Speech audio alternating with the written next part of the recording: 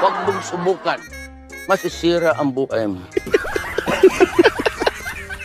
Ito man naman taga Davao, hindi naman ito. Taga Davao. O, tignan mo. Ba't ka nandito? Naka-hold up kayo? Pati si Mimi. Ulat ka. Basta hanapan ko ng paraan na maabot ko yung walang droga, walang korupsyon. Droga. Kaya mo na ako na makulong.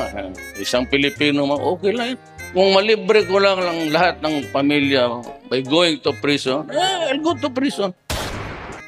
Walang interesado patalsikin si Marcos, walang interesado sa gobyerno, patumbahin mo.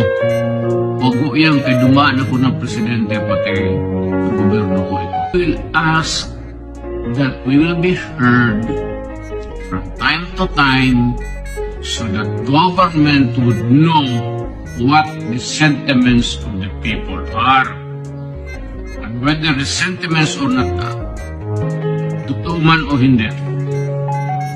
Makinig lang kayo. Total, kung mali, hindi sabihin ninyo, kapag mali, wala naman kami magawa. Sabihin niyo tama, wala rin kami magawa.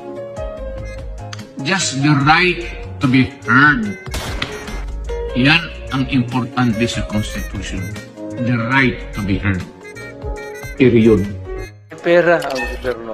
May pera ang gobyerno. Nakukurap lang, pero may pera ang gobyerno. Yung pera na yan, sagrado yan para sa akin.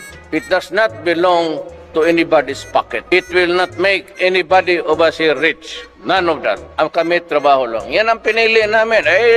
Tapos, sabi ko, wala tayong ibang public interest. Not every Filipino is given a chance to be a cabinet member or to be president. It would be an honor to die for you. Maraming salamat.